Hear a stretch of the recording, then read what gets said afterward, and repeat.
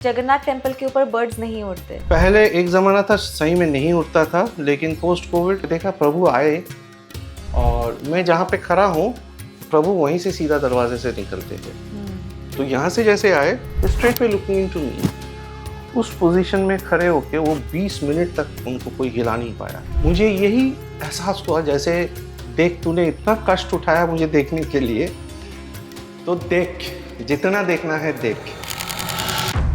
जब शरीर बदला जाता है तब ब्रह्म पदार्थ का प्रतिस्थापन होता है एक शरीर से दूसरा शरीर में, और नया शरीर को रूप दिया जाता है। पुराना शरीर जो है वो मंदिर के अंदर एक बगीचा है प्रभु का, उसका नाम है कैली वैकुंठो।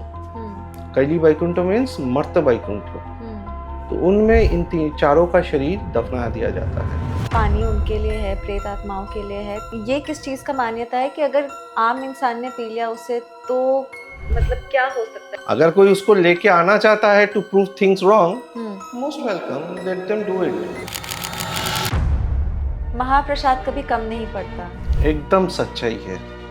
मैं इतिहास गवाह है। एक छोटा सा एग्जांपल और देता हूँ आपको जो मैंने आज तक कहीं नहीं बोला है। अर्चना जो कर रहे हो अपनी देव का या देवी का, उसका 5 प्रकार होता है जो हमारे शास्त्रों में बताया गया है।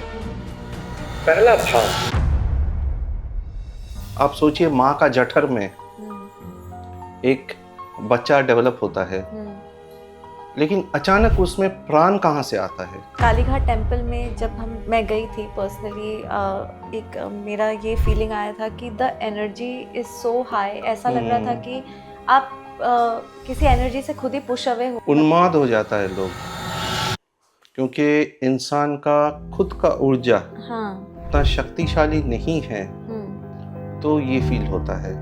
मथुरा है, बट वृंदावन और बरसना को इतना महत्व क्यों दिया जाता है? सही बताऊं, प्योर मार्केटिंग। अगर खराब लग रहा होगा मैं माफी चाहूंगा, लेकिन जो फैक्ट है I am just putting the facts on table.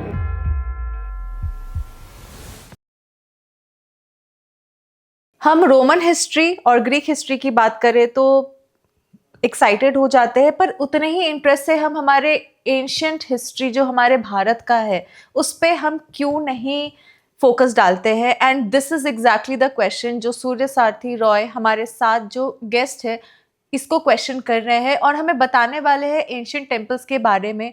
उन्होंने बहुत ही एविडली जगन्नाथ टेम्पल के बारे में कई जगह कहा है और आज भी वो हमें एक यूनिक एक्सपीरियंस बताने वाले हैं अपने 2026 की रथ यात्रा का। नॉट जस्ट दैट, बहुत ही कैंडिडली उन्होंने कहा है कि उनको वृंदावन एक मार्केटिंग गिमिक लगता क्यों है। So without wasting much time, let's start this podcast, and if you love this podcast don't forget to subscribe. So welcome to Beyond the Screen with me.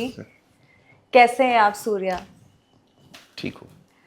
So सबसे पहला सवाल, आप अभी 2026 के रथ यात्रा में होके आए हैं एंड हमने सुना है कि it was very different from the other previous years of the रथ यात्रा। तो क्या आप एक्सपीरियंस किया इस बार आपने? पहली बात तो जय जगन्नाथ। जय जगन्नाथ। इस बार का अलग था काफ़ी, क्योंकि बारिश बहुत हो रहा था और उसके वजह से लॉजिस्टिक्स थोड़ा सा डिफ़िकल्ट था। रथ चैरियट्स के पास जाना और काम करना एंड मंदिर के अंदर जाना। रथ यात्रा के दिन भी भयंकर बारिश हुआ है, तो इस बार इस बारिश के चलते मैं वहाँ पहुँचने के बाद बीमार हो गया। एंड हुआ यूं कि जिस दिन पहुंचा and this was also very special इस बार, क्योंकि जब मैं पहुंचा भुवनेश्वर, मेरा पहला podcast in an Odia channel happened this time with news 18। Okay, so that has gone live also. तो बट कॉन्वर्सेशन हिंदी में ही था, but in a first time in a Orissa channel. मैंने ये भी सुना है कि लोग आपको उड़िया समझते हैं। बिकॉज जगन्नाथ कल्चर के ऊपर, उड़ीसा का इतिहास के ऊपर काफ़ी 15-16 साल हो गया शोध करते करते। एंड मतलब इतने सारे जगह घूमा है उधर इंटीरियर में। उड़ीसा का काफ़ी इंटीरियर्स की जगहों में मैं जाता हूँ लोगों के साथ कनेक्ट करने के लिए, मंदिरों का सर्वे करने के लिए, ट्रेडिशंस क्या है समझने के लिए। तो possibly that could be a reason. और उसके बाद OTV उड़ीसा टीवी के साथ भी साक्षात्कार हुआ मेरा, वो भी लाइव कर दिया उन्होंने, but that was a small discussion, 6-7 बड़दंडा के ऊपर उन्होंने इंटरव्यू किया मुझे। एंड मतलब पहुंचने के बाद से ही देखा मैंने बारिश चालू हो गया, तो हर रोज भीगना होता था, हर रोज भीगना होता था। और क्या हुआ कि भीगने के बाद रात को जाके AC के नीचे सो गया। तो जैसा होना चाहिए वही हुआ। बुखार, गले में खांसी, भयंकर खांसी, बॉडी तप रहा है, सारा शरीर में पेन है, लेकिन जगह तो जगह ही है, वो अपना लीला दिखा के ही छोड़ेगा। लीला दिखाता भी है और परीक्षा भी लेता है। हाँ। भयंकर परीक्षा लेता है, भयंकर परीक्षा लेता है। उसका परीक्षा में अगर पास हो गए तो स्काई इज द लिमिट, और फेल हो गए तो फिर वो जैसे बाकियों के लिए वो ऐसा है। क्या परीक्षा थी इस बार आपकी? इस बार का परीक्षा शरीर के ऊपर से गया। बुखार, खांसी चल रहा था, उसी के बीच सेवा भी चल रहा था, दर्शन भी हो रहा था, काम भी कर रहे थे। तो मैं देखा 14 तारीख हो गया है, 15 तारीख हो गया है, ठीक नहीं हो रहा है। तो फिर मेरे को एंटीबायोटिक लेना पड़ा, एंटीबायोटिक और काफ सिरप। तो 15 तारीख सुबह से 650 मिलीग्राम का एंटीबायोटिक दिन में 3 लिया। तो 16 तारीख जब सुबह उठा, रथ यात्रा के दिन सुबह 5 बजे उठा, शरीर मतलब ऐसा लग रहा था टूट रहा है सारा शरीर, जा नहीं पाऊंगा। फिर मैंने बोला नहीं, इतना दूर आया हूँ तो करके ही जाऊंगा। तो नहा धो के पहुंचा मंदिर में। फिर मंदिर के अंदर जब चला गया, बारिश तो कंटिन्यूस चल रहा था, पूरा 5 घंटा भीगा, पूरा 5 घंटा भीगा। और कालिया ने दर्शन दिया। दर्शन देने के बाद मैं तो मन ही मन में सोच रहा हूँ, अभी भी भीग रहा हूँ। भीगते भीगते मैं 4 बजे थके, एकदम थकावट हो गया, शरीर नहीं चल रहा है। उस हालत में वापस आया होटल में, मंदिर के ऊपर ही एक लॉज उसके उसी में था मैं। तो आने के बाद मैं नहा धो के थोड़ा सा चाय वाय पी के, खाना खा के, नाश्ता वास्ता करके सो गया। मजे की बात है 17 तारीख सुबह में फुल्ली फिट। वाओ। कोई खांसी नहीं है, कोई बुखार नहीं है, कोई शरीर तप नहीं रहा है, कुछ नहीं है। और मैं 17 तारीख इसको चेक करने के लिए एंटीबायोटिक्स बंद कर दिया तुरंत, सिर्फ कफ सिरप ले रहा था। तो आपको फील आ गई थी कि भगवान चेक कर रहे हैं? हाँ, वो इसलिए क्योंकि जब मैं पौंडी के दौरान मंदिर का जो 22 सीढ़ियाँ है जहाँ से उतरते हैं, उसी के ऊपर खड़ा था मैं बाकी जनता के साथ। Because I never believe in VIP all that stuff, although मेरे पास कॉर्डन पास रहता है, बट पहले मैं भगवान को आम जनता के साथ ही देखता हूँ। उसमें जो आनंद है कि मैं सबके साथ ही देख रहा हूँ, हमेशा से ही देखा है, ऐसे ही देखा है, 20 साल से ऐसे ही देख रहा हूँ, तो मैं उसी में विश्वास रखता हूँ। तो मैं देखा प्रभु आए, और मैं जहाँ पे खड़ा हूँ प्रभु वहीं से सीधा दरवाजे से निकलते हैं। आने के बाद ऐसे टर्न करते हैं to come down through the stairs. सीढ़ी से उतरने के लिए ऐसे आए और ऐसे घूमते हैं। हाँ। ठीक है, यहाँ पे उनका मुखमंडल इस तरफ रहता है। हाँ। तो यहाँ से जैसे आए, he straight way looking into me, straight way looking into me। उस पोजीशन में खड़े होके वो 20 मिनट तक उनको कोई हिला नहीं पाया। मुझे यही एहसास हुआ जैसे देख, तूने इतना कष्ट उठाया मुझे देखने के लिए, तो देख, जितना देखना है देख। और ये सिर्फ ये दोनों आंखें फाड़ फाड़ के मेरे को देख रहे हैं, वो मैं उनको देख रहा हूं, और हिल नहीं रहा है। कई बार ऐसे गिर जाते हैं, फिर उनको जब उठा रहे, तो इस बार मैंने एक नया मूवमेंट देखा, ऐसा कर रहे वो। अच्छा, ऐसा कर रहे हैं। नॉर्मली ऐसे ऐसे करते हैं। हाँ। ऐसे ऐसे करते हैं, बट इस बार देखा ऐसा कर रहे हैं, ऐसा। हाँ। ये एक नया चीज देखा मैंने इस बार। और इस बार का सबको मालूम है, उनको 45 मिनट लगा दरवाजे के सामने खड़े थे वो। 45 मिनट्स कोई उनको हिला नहीं पाया। मैं खुद सीढ़ी के ऊपर वेट कर रहा था उनके बिल्कुल पीछे, हाँ, कि वो भी निकलेंगे, मैं उनके पीछे पीछे निकलूंगा। नहीं, बैठे रहे हम लोग सीढ़ी में, सारे सेवायतों के साथ मैं भी बैठा हुआ हूँ वहाँ पे। उनको हिला ही नहीं पाया। रस्सी इधर से उधर बांध रहे, ऊपर से जाके एडजस्ट कर रहे वो कर रहे, कितना पैंतरे कर लिए दयिता ने, वो हिला नहीं पाया। 45 मिनट्स ही took just to cross that 5-6 steps. तो वो 20 मिनट का जो साक्षात्कार हुआ मेरा, हाँ, मैं अभी भी भूल नहीं पा रहा हूँ।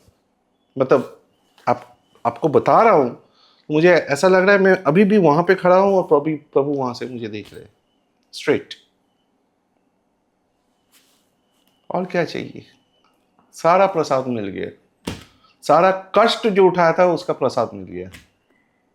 आपने प्रसाद की बात की, तो प्रसाद जो होता है जगन्नाथ मंदिर में, महाप्रसाद, महाप्रसाद, वो कम पड़ जाता है हर बार, नहीं, और फिर भी हमारे इतिहास गवाह है, हमारे हाँ, इतिहास गवाह है कितनी बार। उड़ीसा में एक जमाना था, जब अंग्रेज आए थे, अंग्रेज से पहले बहुत भूखमरी होती थी उड़ीसा में। फेमीन्स आफ्टर फेमीन्स। हर बार मंदिर का भोजनशाला में जो महाप्रसाद बनता है रंधनशाला में, it has fed 2 lakh 3 lakh peoples per day, documented है। मंदिर में महाप्रसाद कभी भी शॉर्ट नहीं पड़ता। हाँ, मतलब In कहते fact, हैं कि कम बनता है फिर भी लोगों तक पहुंच जाता है। एक वो बात है। हाँ, दूसरी बात, मैं आपको एक बड़ा अनोखा चीज बता रहा हूं, और इसको समझने के लिए आपको खुद वो तजुर्बा लेना पड़ेगा। You have to experience it yourself. Right, एक छोटा कटोरी मिलता है, मिट्टी के कटोरी बर्तन जो होते हैं, उनमें चावल ऐसे स्टफ करके रखता है, टिपिकल। वो 800 साल से ऐसा ही उसमें वो लगता है। That is a tradition which is continuing. There are villages जो वो सप्लाई करते हैं मिट्टी के बर्तन, जो आप देखते हैं, बड़े बड़े हांडिया, हाँ, छोटे छोटे बाटी। तो वो बाटी जैसा होता है ऐसा, उसमें चावल ठूस के भरा रहता है। मैं आपको चैलेंज कर रहा हूं, वो एक आप खत्म करने के बाद दूसरा आप खा नहीं पाओगे। ऐसा क्या है उसमें? वो खाने पर पेट भर जाता है। इतना सा खाओगे आपका पेट फुल हो जाएगा। मुझ जैसा आदमी, मेरा स्टैचर आप देख रहे हो, मैं अभी भी पूरा एक खा नहीं पाता हूँ। मतलब पूरा एक खाने के बाद मुझे लगता है हाँ हो गया और नहीं चाहिए। ये है महाप्रसाद का जादू। तो आपको अनुभव करना होगा वो चीज। आप जब प्रसाद लोगे, महाप्रसाद ग्रहण करोगे, तब जो दिव्यता, तब जो ऊर्जा, तब जो आनंद आपको महसूस होगा, अनुभव करेंगे आप, वो अलग ही है। पर जो महाप्रसाद बनाते हैं, वो बनाते हैं और उसमें कुछ जादू हो जाता है भगवान जी का, जो लोग इतना वो सा तो खा के। वो तो है ही है। दैट हाँ, energy nobody can not run away from. या बट आपको मैं एक चीज बताता हूँ। देखिए, हम लोग दुर्गा पूजा करते हैं, बंगाली है, सो ऑब्वियसली दुर्गा पूजा हमारे लिए बहुत बड़ी बात है। हाँ, दुर्गा पूजा में जो मूल भोग होता है माँ का, माँ का जो मूल भोग होता है, जो माँ को चढ़ाया जाता है, वो मूल भोग जब माँ को चढ़ाने के बाद हो जाता है, पूजा प्रोसीडियर कंप्लीट हो जाता है, तब उसको लाके 2 हिस्से में नॉर्मली बांटा जाता है। एक हिस्सा जो लोगों में थोड़ा थोड़ा करके दिया जाता है सबको, मूल भोग का थोड़ा सा पोर्शन, और एक होता है जो पब्लिक को, जो मास स्केल में डिस्ट्रीब्यूशन होगा, प्रसाद डिस्ट्रीब्यूशन होगा, हाँ, उसमें मिलाया जाता है। ओके, तो जैसे ही लेट्स से खिचड़ी बना है, हाँ, जैसे माँ का मूल भोग का खिचड़ी आके इधर का ये बड़ा वाला हांडी का खिचड़ी में जो पब्लिक को डिस्ट्रीब्यूट किया जाएगा उसमें मिलता है, इस खिचड़ी का स्वाद बदल जाता है। आप कभी अपने घर में, ये सब छोड़ो, मैं आपकी घर की बात बता रहा हूँ, आपके घर में आप सपोज हलवा, पूरी, सब्जी बना के ठाकुर जी को चढ़ाओ एक तुलसी का पत्ता देके, हाँ, ठीक है? I mean to mother also, हाँ, any deity that you believe in, हाँ, जो आपका घर का मंदिर में है, और मन से प्रार्थना करके उनको दीजिए कि माँ तुम अगर या प्रभु तुम ये प्रसाद ग्रहण करोगे तो मुझे बड़ा खुशी होगा, कृपया मेरा तुच्छ निवेदन ग्रहण करो। और उसके बाद वो प्रसाद खाना, उसका जो टेस्ट मिलेगा, और वही चीज़ नॉर्मल डे में नॉर्मल पकवान में बना के खाना, उसका जो टेस्ट होगा देख लेना। ये चेंज हो जाता है। हर बार होता है, each time, every time, time and again and every day. Why is that? यही तो चीज अनुभव करना है, यही तो दिव्यता है, यही तो शक्ति है। जो भक्ति बोलिए, पूजा पाठ बोलिए, ultimately what it is, to connect you to the divinity. जो डिवाइन एनर्जीज है उसके साथ आपका साक्षात्कार के लिए है, कनेक्ट करने के लिए है। तो उसका कई सारे माध्यम हैं, जैसे कि मैं बाकी टॉक्स में भी बोला है, श्रीमद् भागवतम में नवदा भक्ति की बात किया गया है। अलग अलग भक्ति करने का अलग अलग तरीके, कोई भोग बना रहा है, तो कोई कीर्तन गा रहा है, कोई पूजा कर रहा है, तो कोई मंदिर में जाकर दर्शन कर रहा है, तीर्थ यात्रा कर रहा है। हर वो चीज है भक्ति का ही अंश है, भक्ति का ही अंश है। अलग अलग स्तर में है, अलग अलग उपाय में है। एक छोटा सा एग्जाम्पल और देता हूँ आपको, जो मैंने आज तक कहीं नहीं बोला है। भक्ति का 5 प्रकार होता है, मतलब आप अर्चना जो कर रहे हो अपनी देव का या देवी का, उसका 5 प्रकार होता है जो हमारे शास्त्रों में बताया गया है। पहला भाव, 5 भाव प्रकार में, 5 भाव। पहला भाव शांत भाव। शांत भाव का मतलब क्या है? जिस भाव से वो 10 महामुनि जिन्होंने श्री राम का तपस्या किया था, शांत भाव, जिस भाव से मुनि तपस्या करता है, एक साधु तपस्या करता है। दूसरा है सख्य भाव, सखा, जैसे सखा होता है, सखा की तरह, एक दोस्त की तरह, कृष्ण और सुदामा। तीसरा भाव दास्य भाव, दास बन के, हनुमान और श्री राम। चौथा है आपका संतान भाव या बाल्य भाव। देव की पुत्र वासुदेव कृष्ण और यशोदा मैया, वो भाव। और फिफ्थ, द हाईएस्ट माधुर्य भाव। माधुर्य भाव मीन्स जैसे गोपिकास वासुदेव कृष्ण को पूछते हैं, देव की नंदन को पूछते हैं, सब छोड़ छाड़ के, शुद्ध बुद्ध खो के, सब समर्पण कर दिया, लोक लज्जा त्याग करके, कौन क्या सोचेगा, सब छोड़ छाड़ के दे दिया। वो भाव, माधुर्य भाव। जगन्नाथपुरी में हर भाव मिलेगा आपको। ब्रजभूमि माधुर्य भाव का जगह है। चित्रकूट दास्य भाव का जगह है। अयोध्या भी सख्या बाल्य भाव का है। द्वारका में सख्य भाव ज्यादा है। हर एक तीर्थ का हर एक भाव के साथ ज्यादा होता है, लेकिन इसका मतलब ये नहीं कि बाकी भाव उधर नहीं है। हाँ। सारे भाव है, लेकिन हर एक तीर्थ का अलग अलग महत्व होता है, तो उसका एक एक भाव के साथ ज्यादा चलता है। इसलिए मैंने ब्रजभूमि का माधुर्य भाव बोला, क्योंकि गोपिका सुधर पूजा उनको वासुदेव कृष्ण का, देवकी नंदन का पूजा किया था, है ना। राइट। ये होता है। तो this is all about my experience this year. So भगवान जगन्नाथ जी जो है वो हर साल अपने टेम्पल से बाहर निकलते ही क्यों हैं, और करोड़ लोग जब आते हैं तभी बाहर निकलते हैं? नहीं, करोड़ों लोग तब आते हैं जब उनका निकलने का टाइम होता है। हाँ, and he is the only god, living god, who comes out in his own deity. ऐसा एग्जैक्टली। जो पूर्ण विग्रह है, जो स्वरूप है उनका, पूर्ण स्वरूप है, वो उस स्थिति उस स्वरूप में वो निकलते हैं। ऐसा भारत का किसी और मंदिर में नहीं होता है। सब जगह चलंती विग्रह या उत्सव विग्रह निकलता है, चाहे वो उज्जैन में हो, काशी में हो, द्वारका में हो, कांची में हो, श्रृंगेरी में हो, हर जगह, ठीक है ना। एंड वो निकलते ही है भक्तों को दर्शन देने के लिए, सबको दर्शन देने के लिए।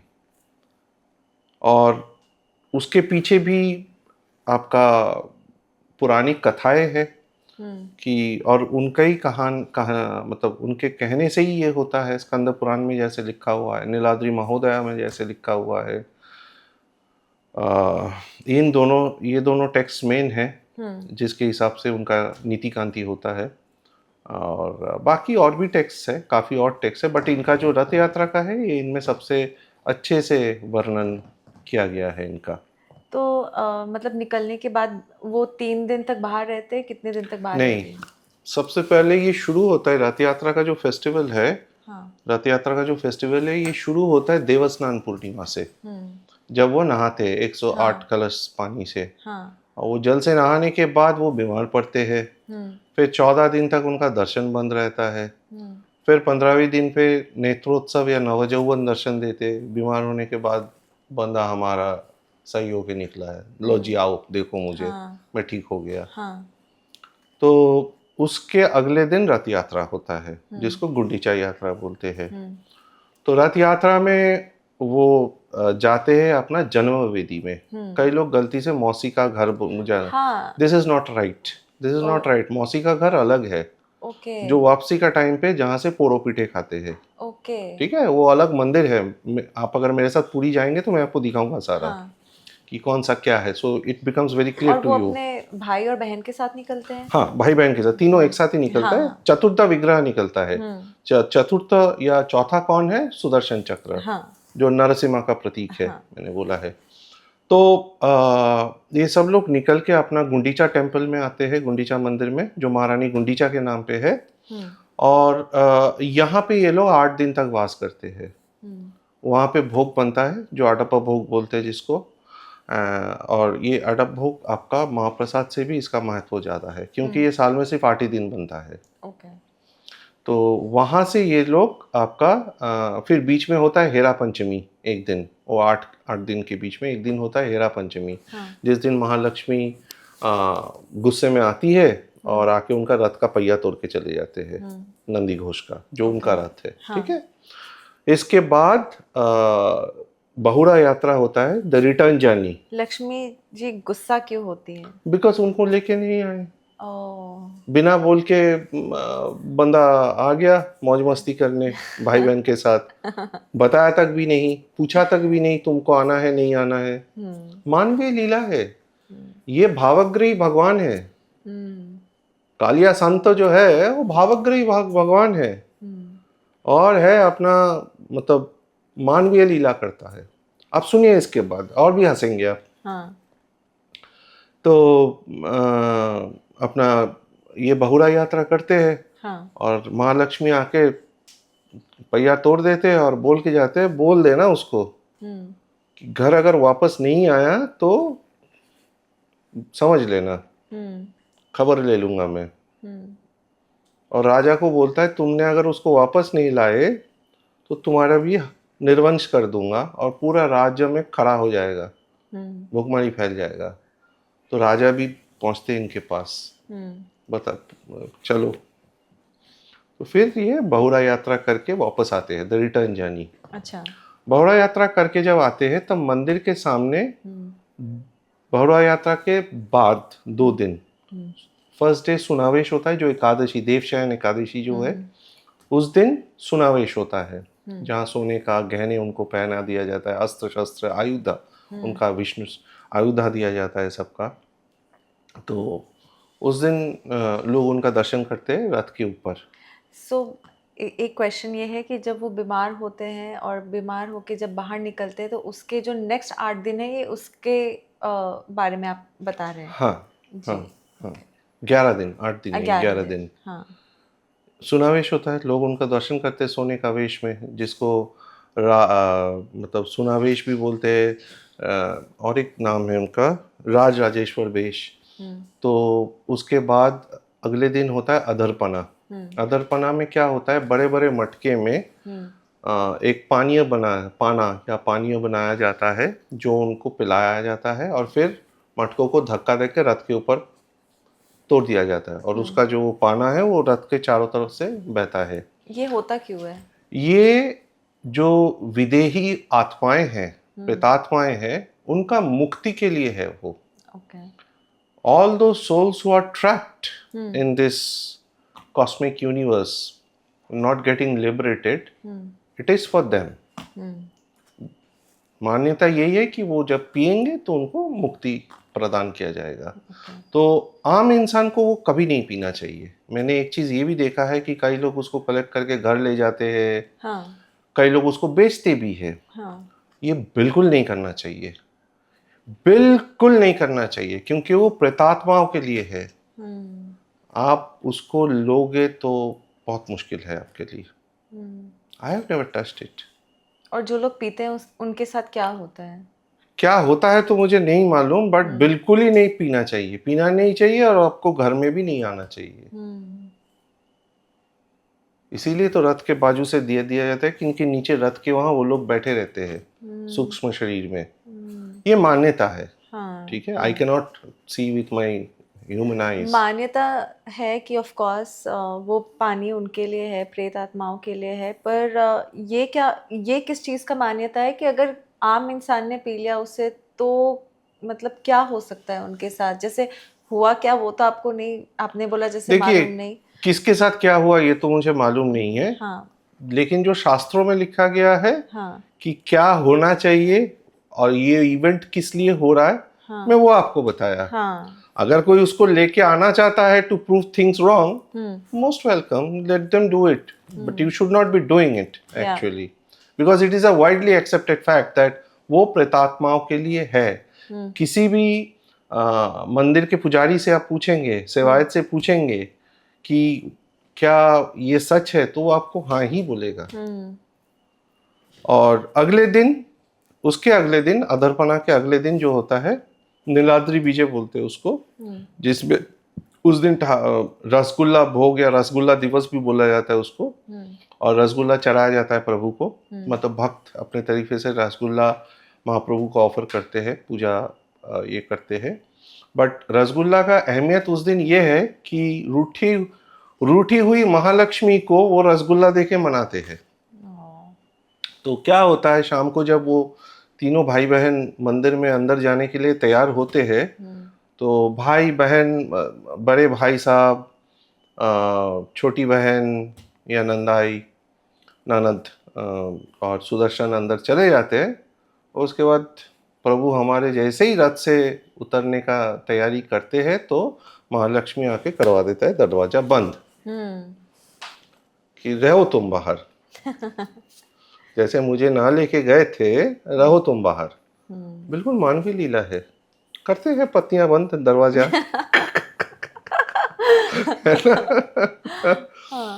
तो फिर भाई साहब पहुंचते हैं, प्रभु पहुंचते हैं मनाने के लिए लक्ष्मी को। वार्तालाप होता है, संवाद होता है दोनों का। फिर ये रसगुल्ला देते हैं। फिर माँ लक्ष्मी मुस्कुरा के फिर दरवाजा खोलती है और फिर प्रभु जाते हैं अंदर डगमगाते हुए अपने घर। तो ये एक बहुत ही रियल लाइफ में कनेक्ट करने वाली चीज है कि इसीलिए तो मैंने बोला उनका हर चीज जो है, हाँ, ये चलंती भगवान है।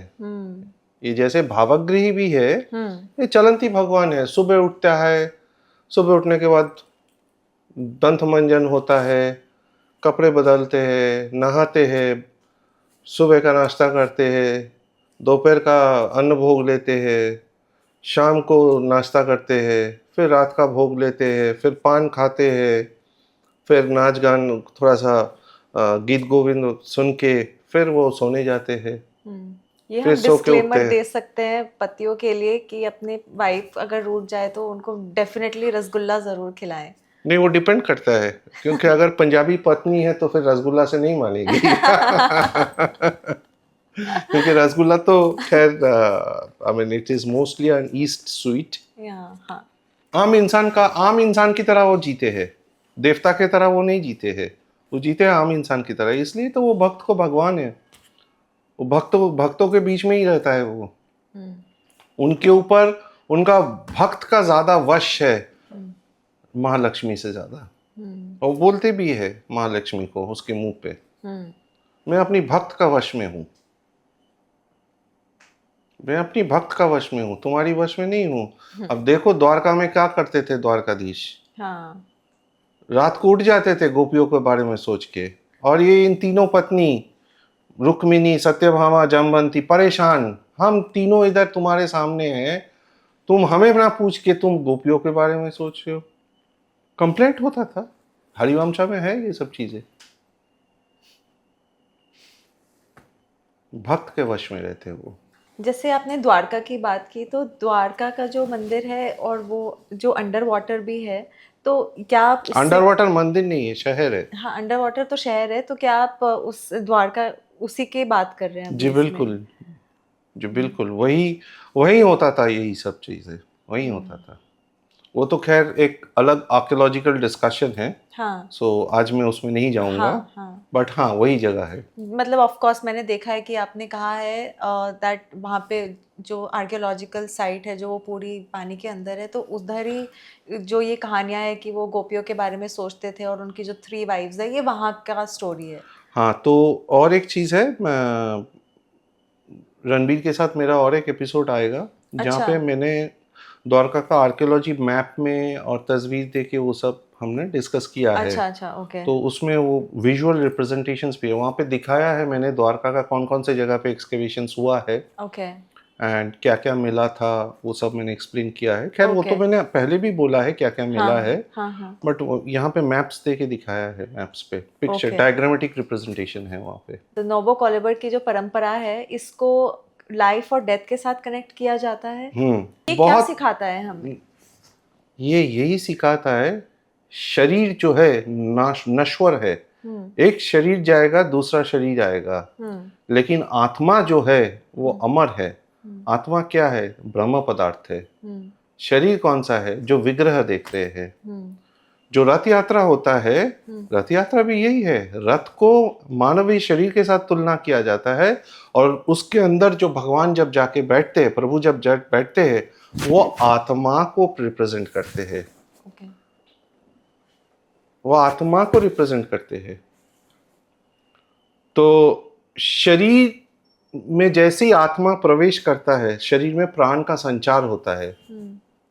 आप सोचिए माँ का जठर में एक बच्चा डेवलप होता है, लेकिन अचानक उसमें प्राण कहाँ से आता है? वो जो हार्ट बीट स्टार्ट होता है उसका, वो कहाँ से आता है? आत्मा जब प्रवेश करता है, हमारी आत्मा जो है वो यहाँ हृदय में रहता है। आत्मा जब हृदय से निकलता है, then the heart stops pumping, that force is withdrawn, that life force. What is that life force? That is the atma. तो ये परंपरा के बारे में आप थोड़ा बता सकते हैं, क्योंकि व्यूअर्स जानना चाहते हैं कि ये है क्या देखिए और ये कहाँ से उत्पन्न हुआ? देखिए नवकलेवर जो है उसके लिए मैं सजेस्ट करूंगा एक अलग एपिसोड हमें करना चाहिए, ओके। बिकॉज ये इतना क्रिटिकल एस्पेक्ट है। हाँ। जगन्नाथ कल्चर का इतना क्रिटिकल एस्पेक्ट है, और जिस जिस साल में ये नवकलेवर होता है वहाँ 15 गुना लोग पहुंच जाते हैं नया शरीर में दर्शन करने के लिए। कब होता है ये? ये हर 8, 12 या 19 साल के गैप में होता है। तो हर कोई चाहता है कि नया शरीर में प्रभु को पहला दर्शन करे। तो इसके ऊपर मुझे तो लगता है हमें अलग से एक एपिसोड करना चाहिए, क्योंकि इसमें बहुत सारा तथ्य है जो डिस्कस करना होगा। आर्कियोलॉजी भी है इसमें, इसमें एंथ्रोपोलॉजी है, more than archaeology it's anthropology, और इसमें काफ़ी कुछ हमारे एंशिएंट ट्रेडिशंस इन्वॉल्व है, कल्चरल एस्पेक्ट्स इन्वॉल्व है, फेस्टिवल्स इन्वॉल्व है, और लोगों का जो नीति कांति है, जो दैतास का नीति कांति है, वो भी काफ़ी समझने वाली बात है। तो पर हाँ, ये है कि शरीर बदला जाता है। जब शरीर बदला जाता है तब ब्रह्म पदार्थ का प्रतिस्थापन होता है एक शरीर से दूसरा शरीर में, और नया शरीर को रूप दिया जाता है। पुराना शरीर जो है वो मंदिर के अंदर एक बगीचा है प्रभु का, उसका नाम है कैली वैकुंठो। कैली वैकुंठो मीन्स मर्त वैकुंठो। तो उनमें इन चारों का शरीर दफना दिया जाता है। आप अगर मेरे साथ मंदिर में जाएंगे तो मैं आपको दिखा सकता हूँ। सो वन पर्टिकुलर ट्रेडिशन जो बहुत पॉपुलर है वो ये है। ये ट्रेडिशन में नहीं मैं बोलूँगा, मैं ये फंडामेंटल में बोलूँगा, foundation of the culture. Okay. So foundation of the culture. And what is that one tradition attached to this Nabakalebar? Yes. Tradition तो देखिए बहुत सारा है। हाँ। फर्स्ट टू लास्ट जितने भी कर्मकांड है इस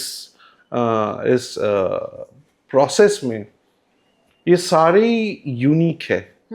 भारत क्या, भारत के बाहर पूरे विश्व में ऐसा कोई नहीं होता। It is, that's why I keep telling, in fact in one of the talks with Super Talks, Raghav को मैंने यही चीज़ बोला था, that आप जगन्नाथपुरी जाएंगे, उड़ीसा जाएंगे, और जगन्नाथ कल्चर के साथ आप अगर उसको समझना चालू करोगे, वो जितना सहज भी है उतना कॉम्प्लेक्स भी है। लेकिन एक चीज़ जो स्टैंड आउट करता है एकदम, आपको मतलब पहला 15 दिन में ही आपको समझ में आ जाएगा, जो प्राचीन भारत था वो आपको समझ में आ जाएगा। The ancient India, your soul will connect to the ancient India. Bharat का जो आत्मान है, भारत का जो आत्मन है, आत्मन मीन्स आत्मा। भारत का जो आत्मन है, इंसान अपनी आत्मा को भारत का आत्मन के साथ कनेक्ट करेगा, जो आपको एक सही मायने में एक भारत बनाएंगे, एक सही मायने में एक भारत बनाएगा आपको। इसीलिए तो देव की पुत्र कृष्ण अर्जुन को गीता में बोलते हैं, हे भरतवंशीय। हम सारे भरतवंशीय है, तो एक भरतवंशीय सच्चे मायने में बनना पड़ेगा। नवकलेवर जो परंपरा है उसका एक ट्रेडिशन जो जैसा कि मैंने बोला, नवकलेवर पे आपका देखिए सबसे बड़ा चीज जो है, in fact attach to the Jagannath deities itself, Mahaprabhu का इमेज के साथ, इज द होल प्रोसेस जो नवकलेवर में होता है। It's all about finding the new body. दारू ब्रह्म को उद्धार आइडेंटिफाई करने के लिए, जहाँ पे सेवायत जाते हैं, दैता सेवायत जाते हैं, जाके कौन सा पेड़, नीम का पेड़ महाप्रभु का होगा, कौन सा बलभद्र का होगा, सुभद्रा का होगा, उसको आइडेंटिफाई करते हैं, फिर उनको काट के ले आते हैं मंदिर में, और फिर नया विग्रह बनते हैं। This is the highest form of dendrolatry, which is tree worship. यही सबसे अनोखी बात है। और भारत के जो सभ्यता है उसमें आप देखेंगे, पेड़ पौधों को हमने हमेशा अपना माना है। वो अलग बात है आज जिस तरीके से डिफॉरेस्टेशन हो रहा है डेवलपमेंट के नाम पे, कॉरिडोर के नाम पे, दिस इज अमेजिंग। मतलब we are digging our graves. But कुछ दिन पहले एक वीडियो भी आया था, मुझे याद है, जहाँ पे एक आदिवासी महिला फूट फूट के रो रहा है एक कटा हुआ पौधा को पकड़ के, जैसा अपना बेटा चल बसा उसका। It is like that. तो हमारी परंपरा में, हमारी सभ्यता में आदिम काल से पेड़ पौधों को हमने बहुत खास महत्व दिया है, अपना माना है, सृजन किया है उसका। और इसीलिए जब हम उससे अपना भगवान को निकालते हैं या उसी को भगवान मान के कहीं जगह पे पूजा होता है, तो जगन्नाथ महाप्रभु का जो सबरों में पूजा होता है, उनका एक देवता है, उनका नाम है किटुंग। तो किटुंग का जो स्वरूप है और जगन्नाथ महाप्रभु का जो स्वरूप है बिल्कुल एक है, बिल्कुल एक है। तो वो वृक्ष देवता है, किटुंग जो है वो वृक्ष देवता है सबरों का। तो वही वृक्ष देवता का पूजा का पद्धति यहाँ पे ट्रांसफॉर्म होके एवोल्यूशन करके जगन्नाथ महाप्रभु का कल्चर के साथ जगन्नाथ महाप्रभु का रूप में बदल लिया है। That is why said anthropology का इधर कनेक्शन बहुत ज़्यादा है, जो आपको समझना पड़ेगा लोगों को। और dendrolatry, obviously dendrolatry is a part of overall anthropological perspective. तो जैसा कि मैं बोल रहा था कि जहाँ पे पेड़ को अपना भगवान मान लिया भारत हमारे जनजातियों ने, अरण्यकों ने, या तो वहाँ से अपना भगवान का विग्रह बनाने निकाल के, ये भारत का कोने कोने में होता है और उसी का प्रतिफलन आपको यहाँ भी मिलता है। एक एग्जांपल और भी देता हूँ मैं आपको, आप सब आपके जो दर्शक है समझ पाएंगे। कांतारा सबने देखा है ना? हाँ। 2 पार्ट में आया है। कांतारा का जो फर्स्ट पार्ट था उसमें क्या दिखाया है कहानी में? It is an anthropological evolution of our gods जो दिखाया गया है। क्या दिखाया है? दिखाया गया कि एक राजा है, और जगन्नाथ महाप्रभु का स्टोरी से भी बहुत मिलता है। हाँ। एक राजा है, वो कहीं पे उसको खबर मिलता है कि किसी पास का राज्य में एक गांव है जिसका देवता बहुत जागृत है और मैनिफेस्ट करता है अलग अलग रूप में, और खुशहाल है वहाँ के लोग, बहुत कुछ दिव्य है वहाँ का। तो राजा को लगता है अपना राज्य के लिए भी मुझे वो देव को मैं ले आऊंगा। पहुंचते हैं वहाँ पे, देव को बोलता है मैं तुम्हें ले जाने आया हूँ, तुम मेरे साथ चलो, मैं तुम्हें भव्य मंदिर बना दूंगा। तो देव बोलता है ठीक है, मैं तेरे साथ जाऊंगा, लेकिन मेरे लोगों का क्या होगा? तुझसे मेरे को वचन चाहिए कि तू मेरा लोगों का ध्यान रखेगा।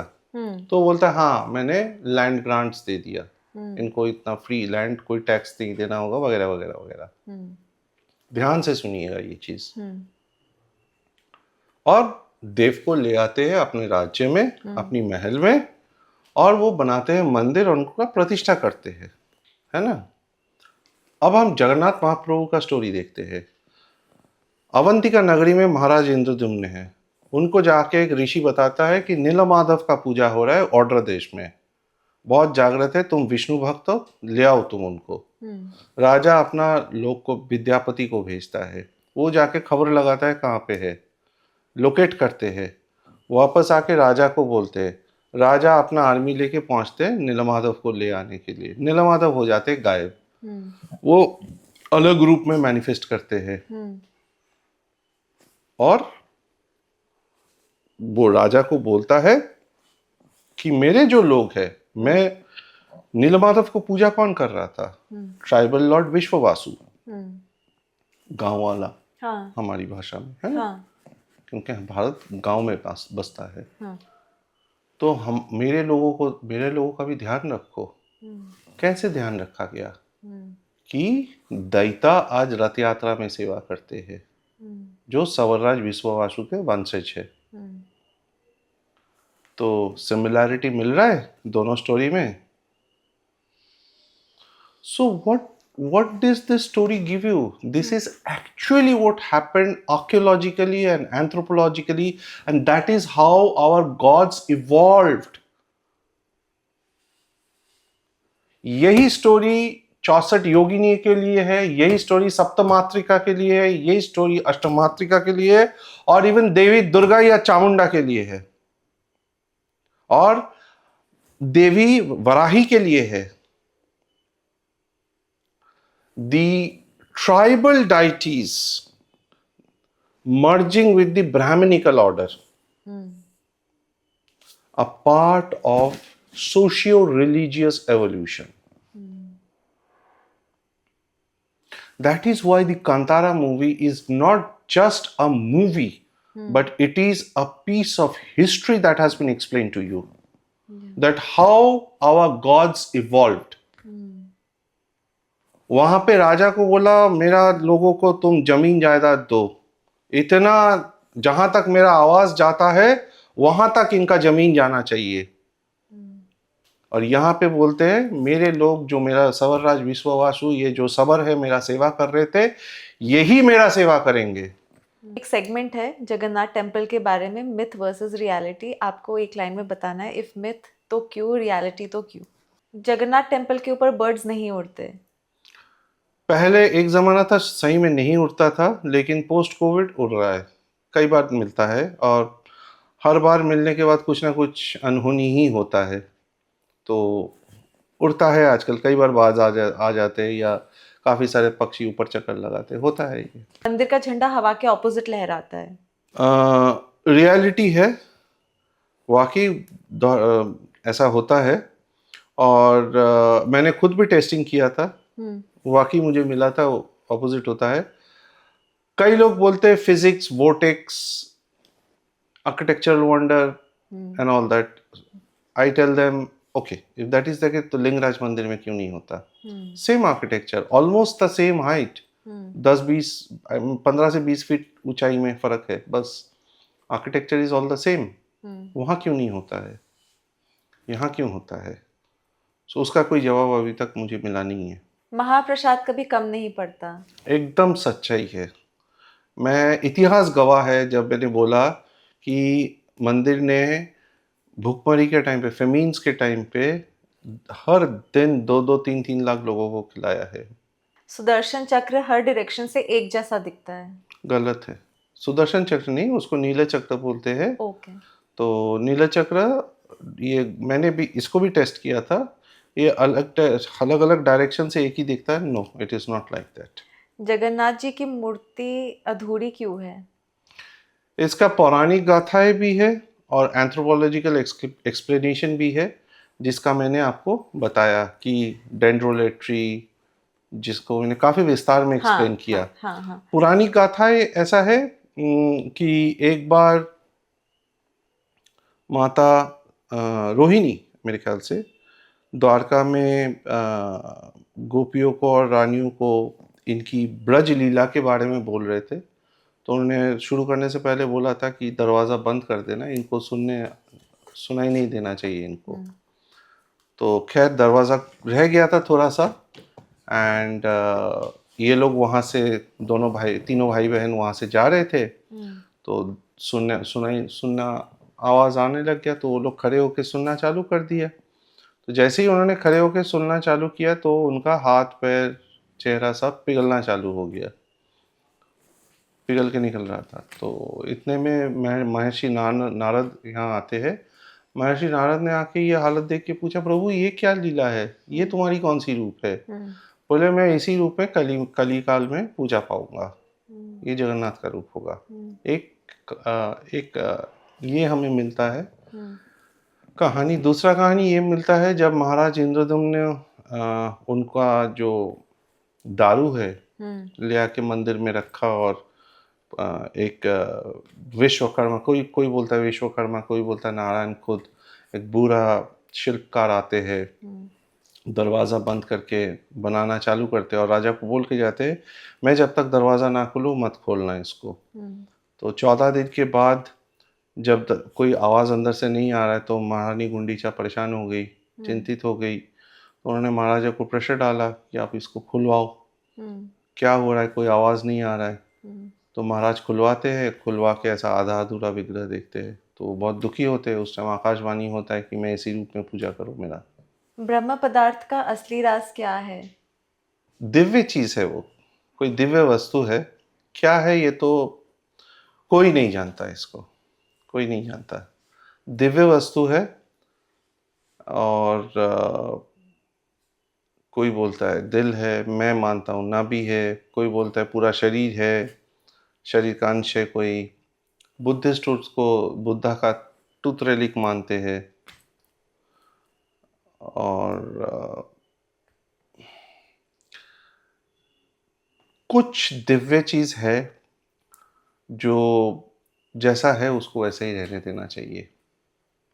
और एक चीज मैं जरूर इस सिलसिले में बोलूंगा, हम लोग श्री जगन्नाथ महाप्रभु का ब्रह्म पदार्थ लेके परेशान होते रहते हैं, लेकिन आप सुन के हैरान होंगे जितने भी शक्तिपीठ है हमारे 51 शक्तिपीठ, इनमें भी ब्रह्म पदार्थ है, including Kalighat where you have gone. या ओके, कालीघाट जो कोलकाता में है, जहाँ पे आप गए वहाँ भी ब्रह्म पदार्थ है, क्योंकि महासती का जो अंश गिरा था जहाँ जहाँ पे, वो शिला रूपी हो गए, तो वो भी पदार्थ ब्रह्म पदार्थ ही बन गए, क्योंकि आदि शक्ति का शरीर का अंश है, वो भी तो ब्रह्म ही है। हाँ। तो ब्रह्म पदार्थ नाम has a uniqueness attached to the Sri Jagannath culture, but actually and factually ब्रह्म पदार्थ हर शक्तिपीठ में भी है, हर शक्तिपीठ में, इंक्लूडिंग हम लोग दिल्ली में हैं, इंक्लूडिंग योग माया टेम्पल, वहाँ भी ब्रह्म पदार्थ है। कालीघाट टेम्पल में जब मैं गई थी पर्सनली, एक मेरा ये फीलिंग आया था कि the energy is so high, ऐसा लग रहा था कि आप किसी एनर्जी से खुद ही पुश अवे हो रहे, उन्माद हो जाता है लोग, क्योंकि इंसान का खुद का ऊर्जा अगर उतना शक्तिशाली नहीं है तो ये फील होता है। अच्छा। कई लोगों का मैंने देखा है अपनी जिंदगी में, मंदिर के अंदर जाने के बाद किसी पीठ स्थान में, तीर्थ स्थान में, बहुत बड़ा तीर्थ स्थान में, मंदिर के अंदर जाके सर चकराने लगता है, उनका सर चकराने लगता है, उनको उल्टी जैसा फील होता है। वो इसलिए होता है क्योंकि वहाँ का एनर्जी इनको सहन नहीं होता है।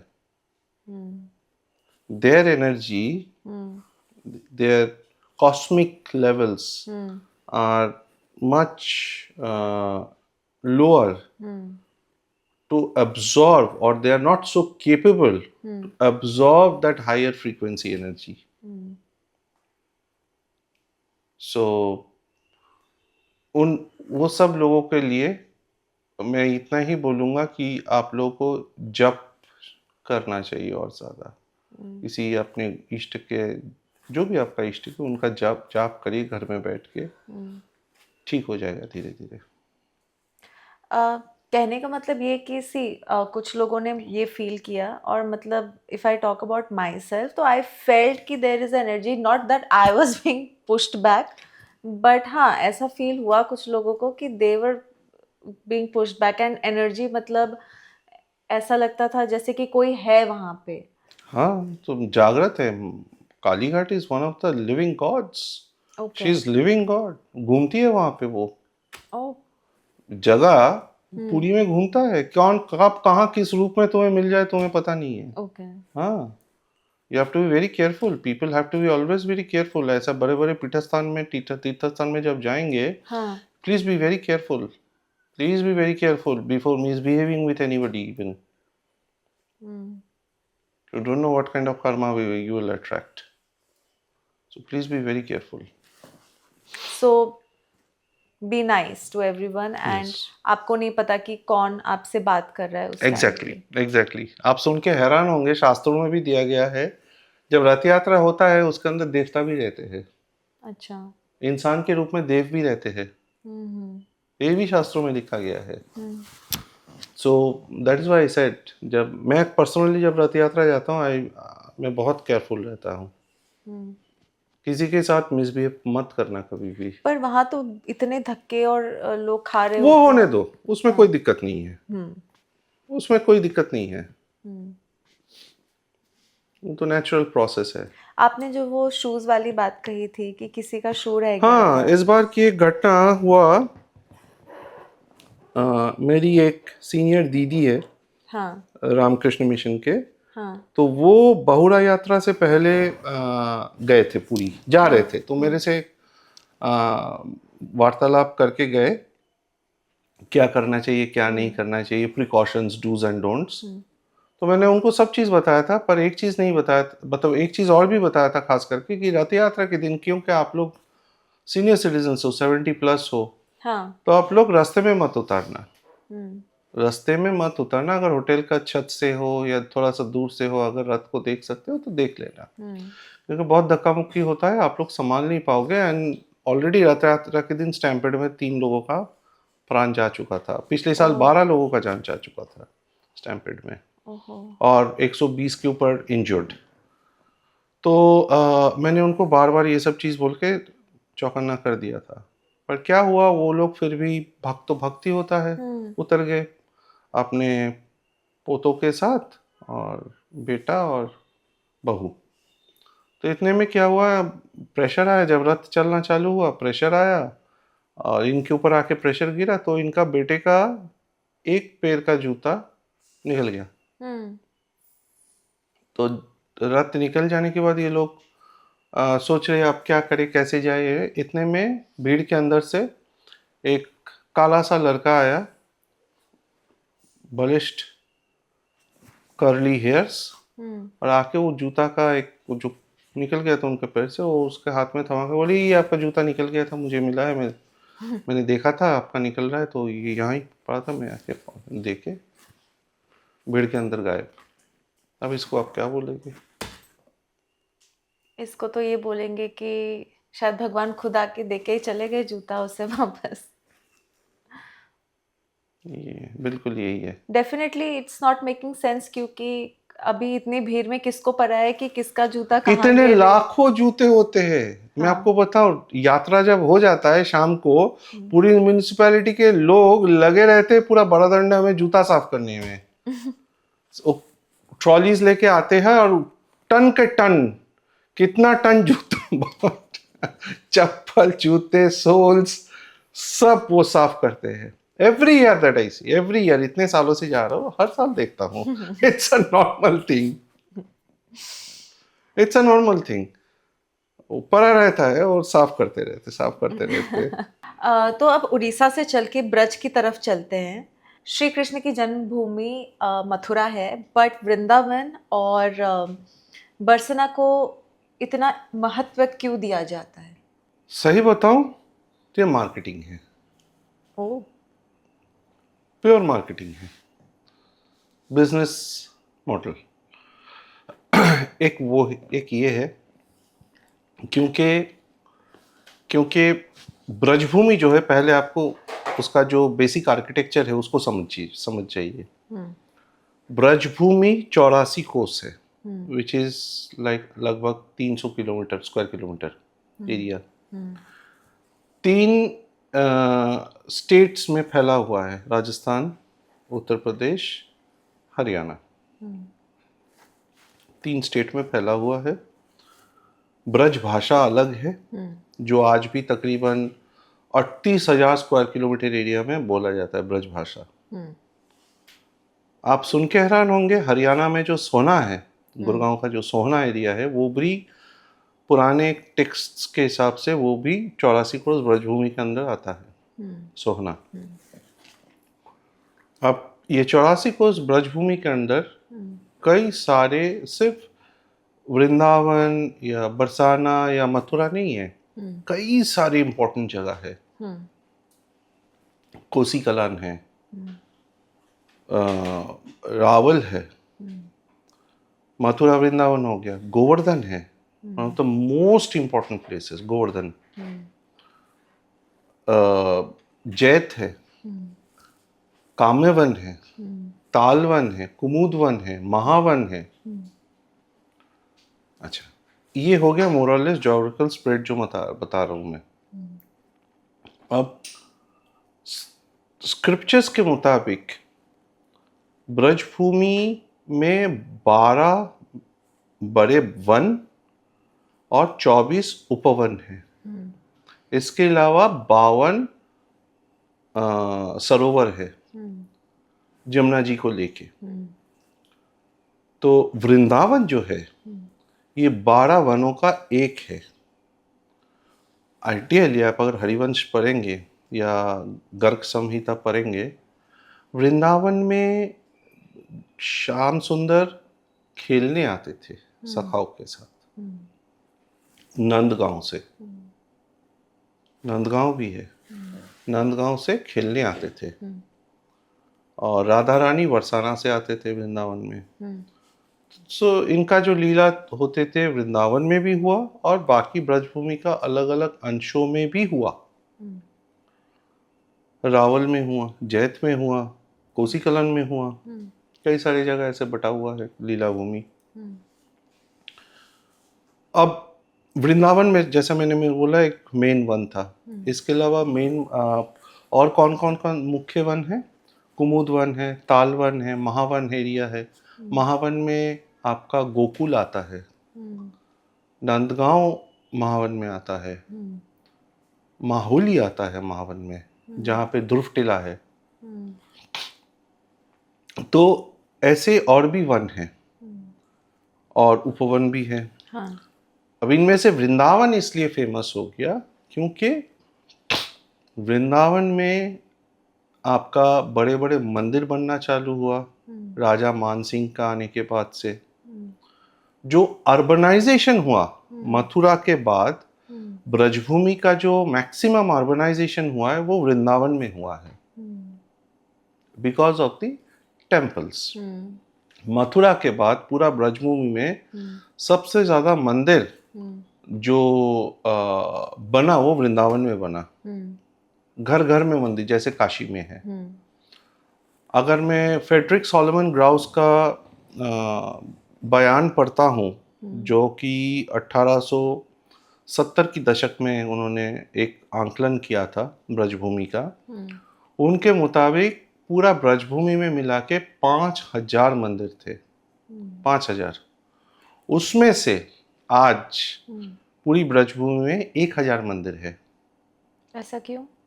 विध्वंस हो गया, संरक्षण नहीं हुआ, लोगों ने तोड़ दिया, अपने ही लोगों ने तोड़ा है, खो गया है, मेंटेनेंस के हालत में नहीं है, पैसों के लिए टूट गए हैं। आज भी टूट रहा है ना। एसआई के पास मंदिर है लेकिन आज भी खराब हो रहा है। यूपी स्टेट आर्कियोलॉजी का मंदिर है, आज भी खराब हो रहा है, कोई देखता ही नहीं घूम के। और आज प्राइवेट मंदिरों में भी ऐसे ऐसे मंदिर है ब्रजभूमि में जिनके पास प्रभु को 2 टाइम भोग लगाने का पैसा भी नहीं होता है। ऐसे भी मंदिर होता है। लेकिन हम और आप कहाँ जाते हैं? प्रेम मंदिर जाते हैं जो कि 10 साल पुराना है। कहाँ जाते हैं? बांकी बिहारी जाता है जहाँ पे खूब धंधा हो रहा है, खूब व्यवसाय हो रहा है, पंडे जो है भर भर के पैसा बना रहे।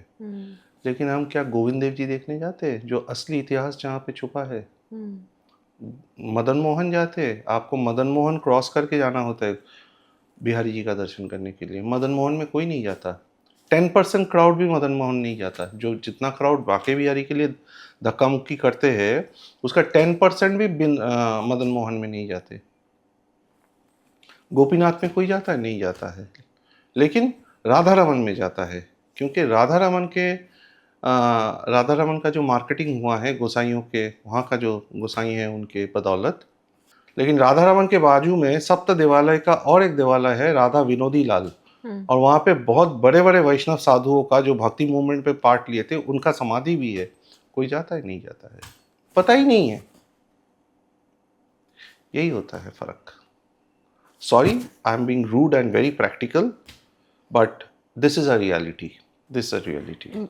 ये काफ़ी आई थिंक इसमें काफ़ी कमेंट्स आ जाएंगे लोगों के, मुझे ऐसा लगता है। कमेंट्स आएंगे वो तो मुझे भी मालूम है, लेकिन जो रियलिटी है वो रियलिटी है।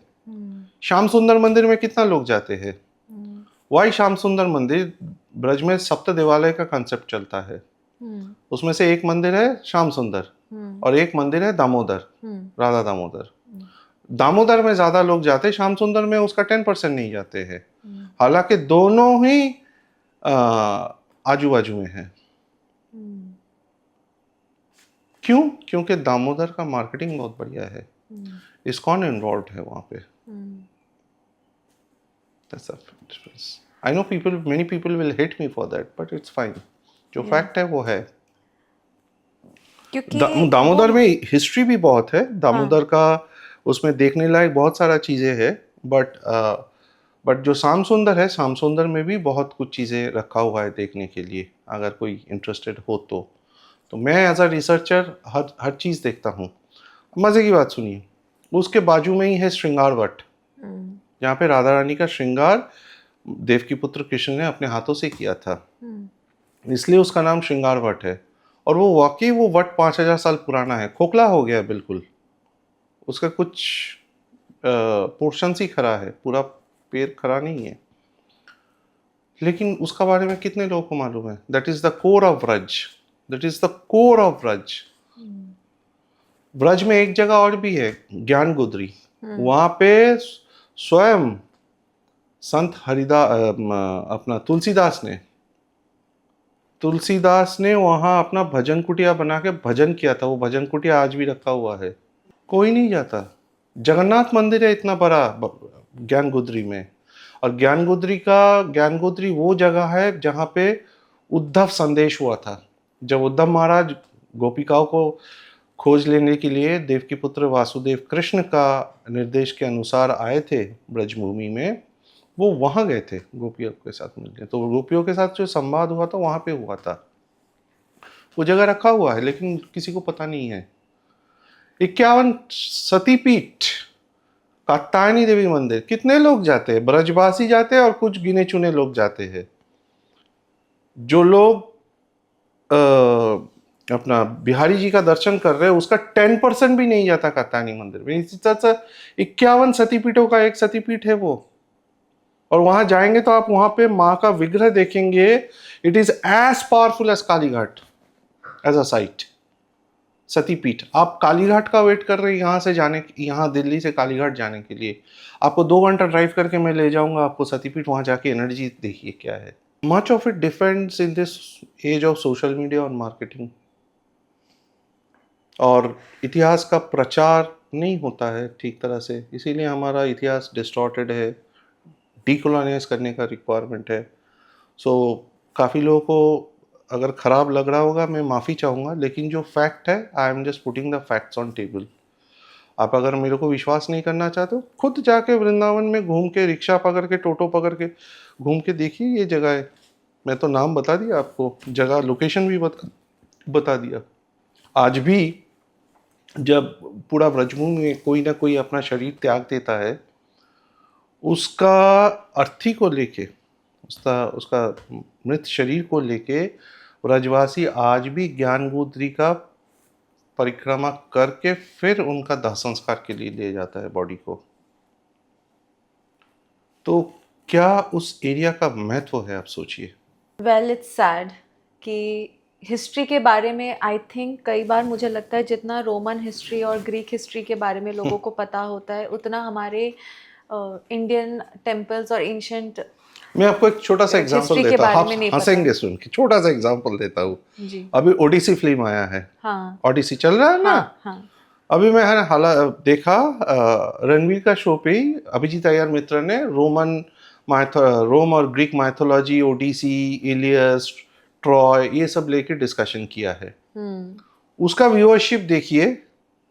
और कोई और एक जहाँ पे हमारे किसी एक्सपर्ट ने, कोई भी हो, किसी ने हमारे संस्कृति के बारे में बताया, उसका व्यूअरशिप देखिए।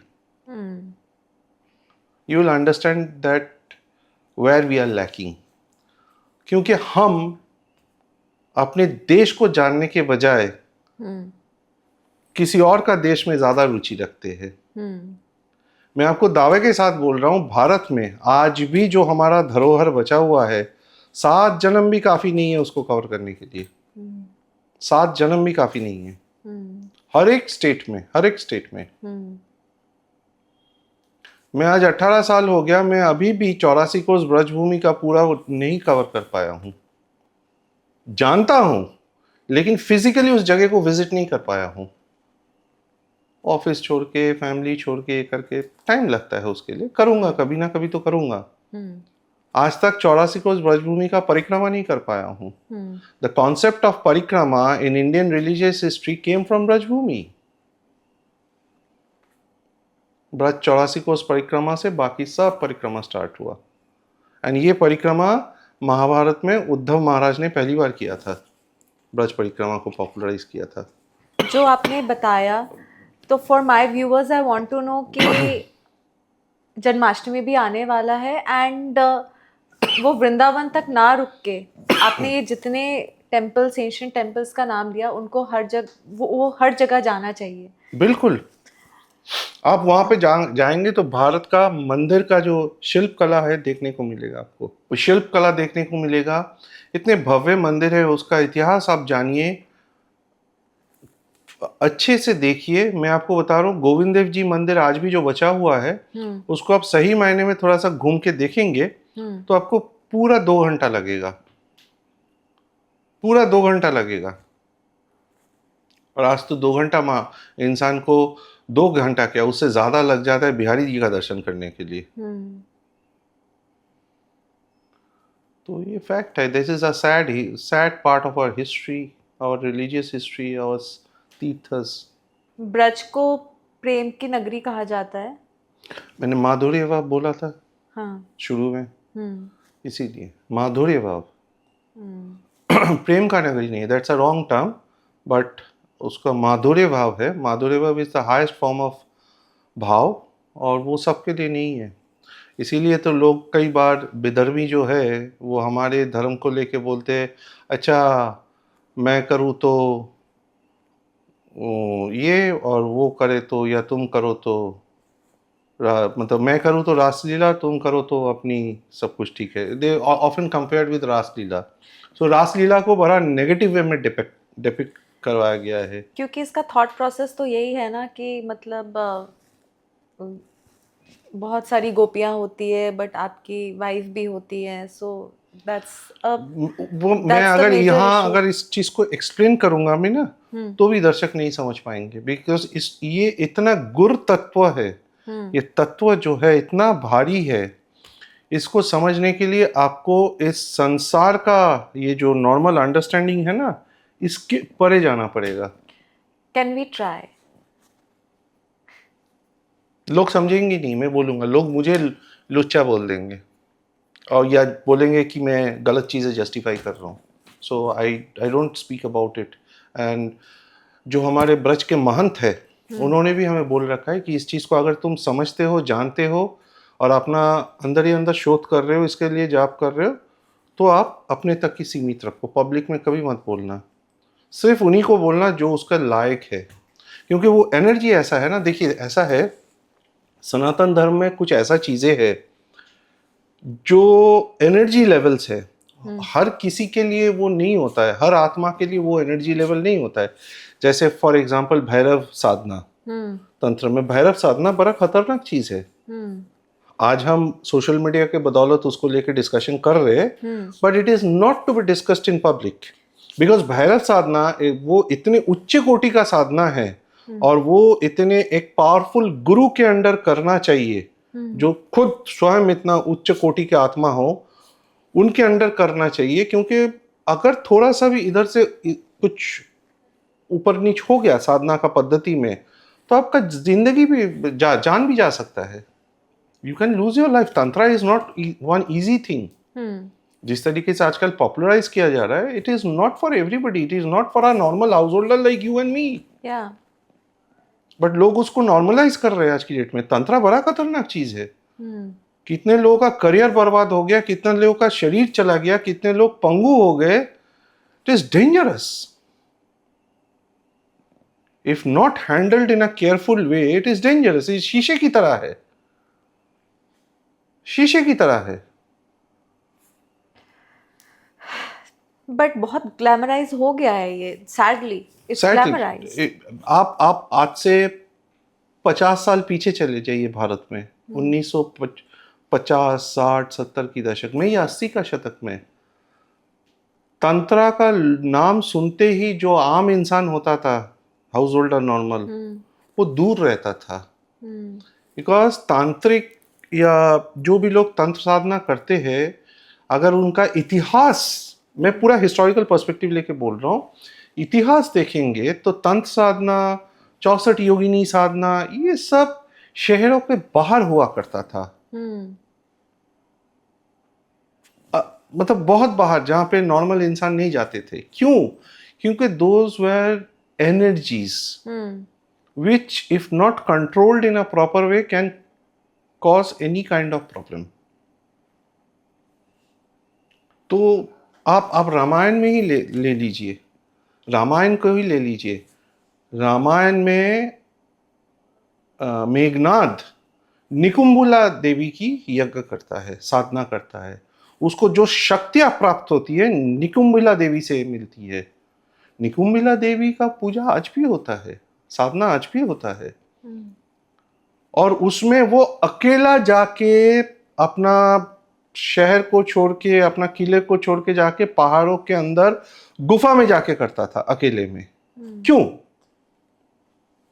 विभीषण अगर नहीं बोलते श्री राम को कि निकुंभला देवी का यज्ञ रोको, नहीं तो तुम परास्त नहीं कर पाओगे मेघनाथ को, और तब जाके उन्होंने हमला बोला जब उनका पूजा चल रहा था। तो अब सवाल ये पैदा होता है, तो वहां इतना सेक्लूटेड जगह में जाके वो क्यों करता था? It is because of this. So people who are glamorising this कि नहीं हमने ये साधना किया है, हम ऐसे कर रहे हैं, आके बोल रहे हैं पब्लिकली, आई थिंक उनको डिस्क्लेमर अच्छे से देना चाहिए। एंड अगर कर भी रहे हैं तो अपने घर से कर रहे हैं अभी आज के टाइम पे। अब कितने कर रहे हैं उसमें भी मैटर करता है ना, लोग बोलते हैं और कितने लोग उसमें कर रहे हैं। और अगर कर रहे हैं तो घर से ही कर रहे होंगे। ये तो मैं नहीं बोल सकता हूँ कौन कहाँ पे कर रहा है। कोई मंदिर में भी जा सकता है, कोई अलग जंगल तो में क्या जाके मंदिर में जाके करना ओके? सिटी के अंदर जैसे आपने कहा लोग गुफा में जाके करते थे इन मॉडर्न टाइम्स, क्या लोग अभी मंदिर में जाके करे जो सिटी के अंदर है? तो व्हाट विल यू आप कंसीडर? उज्जैन जाइए, आप उज्जैन जाइए। उज्जैन में कहावत है, रात को 11 बजे के बाद उज्जैन का रास्ते में आपको नहीं घूमना चाहिए अकेला। एक कहावत है उधर। और नारी को अपना बाल खोल के नहीं घूमना चाहिए रात को। मजे की बात है, अभी मैं कुछ 2-3 महीना पहले की बात है, मैं महाकाल दर्शन करने गया था, भस्म आरती देखने पहुंच गया मैं रात को 2-2:30 बजे। उसी टाइम मैं देखा कई सारे नारी आए हैं अपना बाल पूरा खोल के, घरेलू नॉर्मल हाउस होल्डर, बाल खोल के। You should not do that. Why? You attract negative energies. नारी का जो ये बाल होता है उनको हमेशा बांध के रखना चाहिए, बांध के मंदिर में जाना चाहिए दर्शन करने के लिए। Why do you think gurudwara में करते हैं? I think they are doing it in the church also, but at least वो लोग बांध के जाते हैं प्रॉपर होके। घूंघट का जो प्रचलन है हमारे यहाँ, there is a reason for that. Hindu नारियों का भी आप कई सारे मराठा फिल्म्स देखिए। मराठी फिल्म्स में आप अगर देखेंगे, जब भी महारानी उनके सखिया को लेके या कोई आम नारी मंदिर में जा रहे तो अपना घूंघट दे देते, सर ढक के रखते हैं, बाल बंधे रहते हैं अच्छे से। That is our tradition, that is our tradition. आप एक आइकोनोग्राफी दिखा दीजिए, आप एक कॉइन दिखा दीजिए मुझे जहां पे हमारे नारियों का मंदिर में डिपिक्शन हुआ है, बाल खुला हुआ है। हाँ, वो अलग बात है जो दर्पण सुंदरी है वो अपना बाल बना रही है शीशा देख के, होयसाला टेम्पल्स में, कोणार्क का, अपना ओरिसन टेम्पल्स में या बाकी जगहों का टेम्पल्स में उसका आइकोनोग्राफी मिलता है, बट वो बाल बना रही है। That is an act that has been portrayed in the temple. But ऐसा कोई आइकोनोग्राफी दिखाइए जहाँ पे दर्शन कर रहे हैं बाल खोल के, नहीं मिलेगा आपको, नहीं मिलेगा। So we have foregone many of our cultural aspects, many of our cultural aspects. So ये भी कहा जाता है अब तो because of तंत्र और all the information which is there कि मंदिर में तो नहीं जाना चाहिए रात के 11 बजे, वैसे भी लड़कियों को बाल खुले नहीं रखने चाहिए। हाँ, वो तो है। आप मंदिर में या रात को अगर निकल रहे हो बाल खुल के ऐसे, it is not an advisable thing. Because see, women are the cradle of civilizations. They give birth to civilizations. So they have to be protected in all sense. या कहने का मतलब ये है कि ब्रज में राधा कृष्णा कहा जाता है, इस परंपरा का कारण क्या है? इस परंपरा का कारण जैसे राधा पहले गीत गोविंद से आता है ये.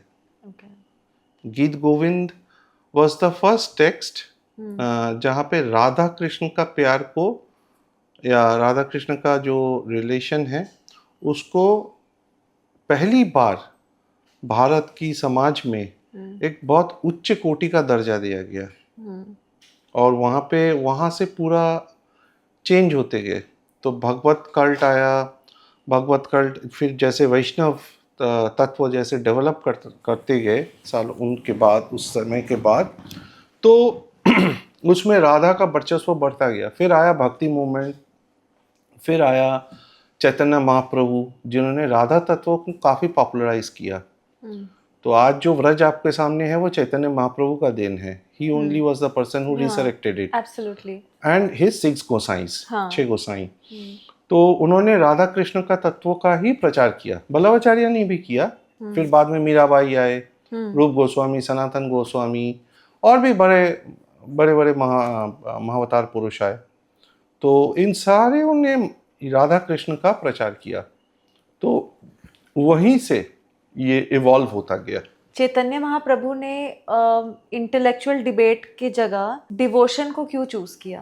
Very good question. Intellectual debate की जगह पे डिवोशन इसलिए चूज किया क्योंकि उनका मकसद क्या था? उनका मकसद ये था कि हरिनाम का जो प्रचार है, हरिनाम का जो महामंत्र है, वो हर इंसान तक पहुंचे, चाहे वो समाज का किसी भी स्तर में हो.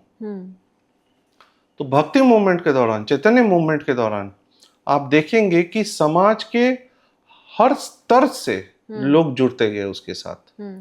क्यों जुड़े?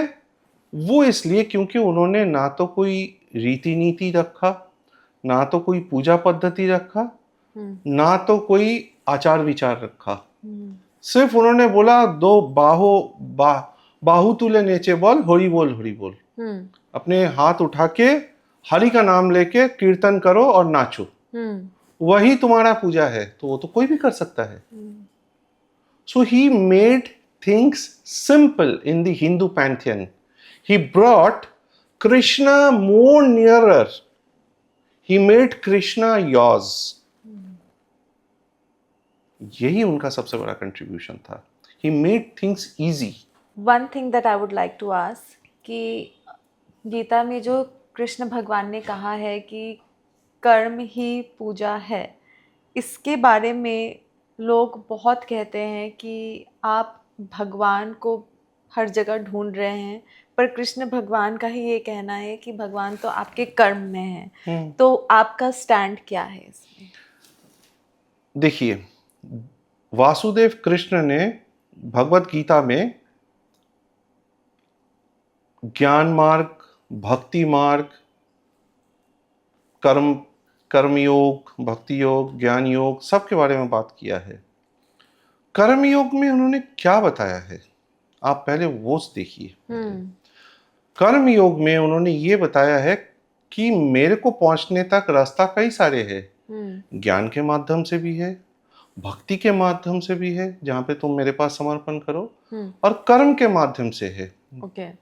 लेकिन इसमें कैवेट है, निष्काम कर्म.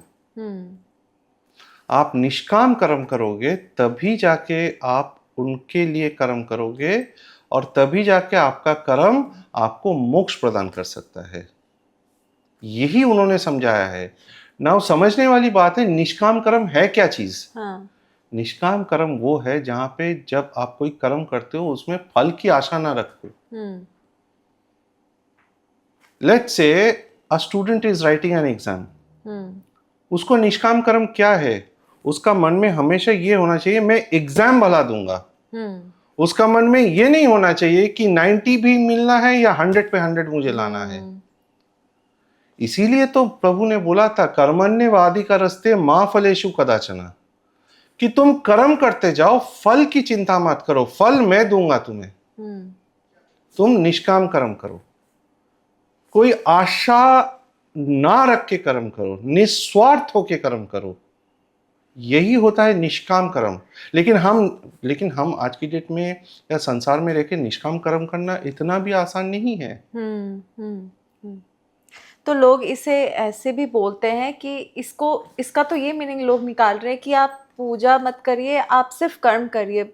नहीं, दिस इज रॉन्ग। नहीं, दोनों का अलग अलग महत्व है। मैंने इसीलिए बोला ज्ञान मार्ग भी है, भक्ति मार्ग भी है, कर्म के मार्ग भी है। कर्म योग, ज्ञान योग, भक्ति योग, सारे योग है। हाँ। अब श्रीमद् भागवतम में देखिए, भागवत पुराण में, वहां पे भी नवता भक्ति में अलग अलग तरह की भक्ति दिखाया गया है, जो मैंने आपको एक्सप्लेन किया। हाँ। कर्म में क्या है? कर्म ही आपका पूजा है। वर्क इज वर्शिप हम लोग बोलते हैं, है ना? क्यों बोलते हैं? Worship in what sense? You have to understand. Worship in the sense that I do the work sincerely, diligently, without expecting anything out of it. But are we truly able to do it today? मैं office में जाता हूँ, रोज सुबह जाके log in करता हूँ, mails clear करता हूँ, रिपोर्ट्स बनाता हूँ, एस्केलेशंस हैंडल करता हूँ, चीजों को कोऑर्डिनेट करता हूँ, लेकिन मन में मेरा एक लक्ष्य जरूर है कि मेरा बॉस मुझे रिकॉग्निशन दे दे, साल के एंड में अच्छा बोनस दे दे, इंक्रीमेंट दे दे। क्या मैं उसको, कितने लोग होंगे कि उसको एंजॉय कर रहा हूं, निष्काम होके मैं काम कर रहा हूं, कि मैं कस्टमर सेटिस्फेक्शन के लिए काम कर रहा हूं। कस्टमर सेटिस्फेक्शन में कि कस्टमर के पास अगर वो प्रोडक्ट मैंने टाइम पे पहुंचा दिया तो मुझे बहुत खुशी हुआ कि चलो मैंने इस ऑर्डर को बहुत अच्छे से हैंडल किया। भले कस्टमर मुझे अप्रिशिएट करे ना करे,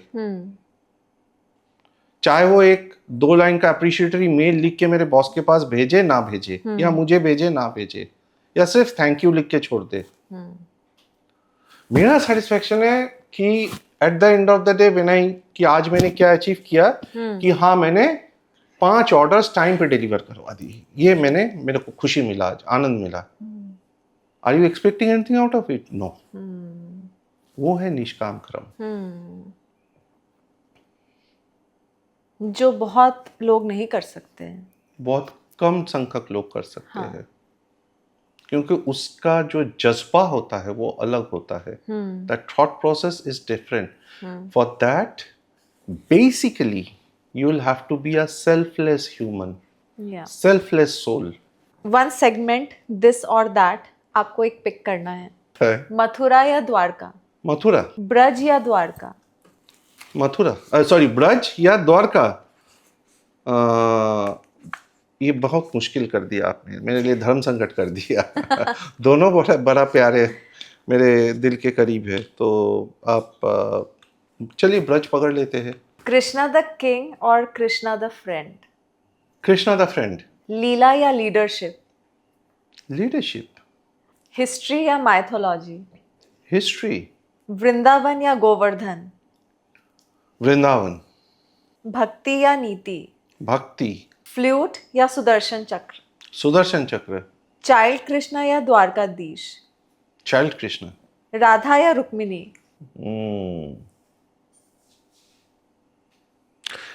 इसमें ना प्रॉब्लम ये है कि मेरा जो अपना भक्ति मार्ग जिसमें मैं चल रहा हूँ, मैं दोनों का चीज़ें लेता हूँ। डिप्लोमेटिक हो गया आप? नहीं, डिप्लोमेटिक नहीं, मैं आपको समझाता हूँ क्यों। राधा रानी का प्रणाम मंत्र क्या है? तप्त कंचन गौरांगी राधे वृंदावनेश्वरी वृषभानुसूते देवी प्रणमामि हरि प्रिय। जो हरि का प्रिय है ना? तो भक्ति का पराकाष्ठा है वो, जो हम सब अचीव करने के लिए या सब महसूस करने के लिए आतुर है। रुक्मिणी, रूप of Mahalakshmi. But go to Jagannath Puri, you will understand the blessings of Mahalakshmi. It is Shri Kshetra, Shri Mandir, Shri Mahaprasad, Shri Jagannath, Lakshmi क्षेत्र। तो आप बताइए मैं क्या करूं? आप समझ रहे हैं मेरी धर्म संकट में ना उसको छोड़ सकता हूं मैं, नहीं इसको छोड़ सकता हूं। दोनों मेरे अंदर बसा हुआ है। तो जो जगन्नाथ की भक्ति करता है वो रुक्मिणी को, महालक्ष्मी ने स्कंद पुराण पुरुषोत्तम महात्म्य में बोला है यमराज को कि जो श्री क्षेत्र ने पुरुषोत्तम क्षेत्र, जो आत्मा या जो शरीर, मतलब जो भी इंसान दर्शन करने आता है उसकी आत्मा के ऊपर मेरा हक है, तुम्हारी हक नहीं है। अगर एक बार के लिए भी दर्शन करने के लिए आया है वो है महालक्ष्मी, मुक्तिदायिनी। राधा रानी का जो है, it is basically, see this is all manifestation of the same आदि शक्ति इन वेरियस फॉर्म्स, राइट। तो एक मैनिफेस्टेशन या एक रूप आपको भक्ति का पराकाष्ठा के साथ परिचय करवा रहा है, दूसरा आपको वैभव, ऐश्वर्य और आपका समर्पण, आपको माँ का प्यार उसके साथ कनेक्ट करवा रहा है, माँ का प्यार के साथ। Mahalakshmi is more like a mother, is more like a pure mother, Jagaddhatri. And when you go to Puri you will be, मैं बोल के ना आपको ये चीजें समझा नहीं सकता हूँ। When you go to Puri you will understand how she takes care of you. आपको टाइम पे खाना खिला रही है, अच्छे से दर्शन करवा रही है, बिठा के प्रवचन सुना रही है, आपको हर जगह हर दर्शन में अच्छे से करवा के निकाल के ले आ रही है। Just like a mother she takes care. Mahaprasad तो उसी का है, महाप्रसाद तो उसी का है, like a mother she takes care. And Radha Rani भक्ति की पराकाष्ठा, भक्ति की पराकाष्ठा, अहो भक्ति जिसको बोलते हैं ब्रज भाषा में, अहो भक्ति, जिसमें सिर्फ आपका आंसू निकलेगा। तो दोनों एस्पेक्ट है of the same divine. Thank you so much for your time Surya ji, बहुत मज़ा आया आपके साथ बात करके। It was very interesting. I am sure हमारे व्यूअर्स को भी कुछ सवाल होंगे तो वो ज़रूर आपसे कनेक्ट करेंगे। एंड या they can drop in a comment कि उनको किस बारे में अभी और आगे बात करनी है आपसे। Absolutely, absolutely. Thank you so much. Thank you. जय जगन्नाथ। जय जगन्नाथ।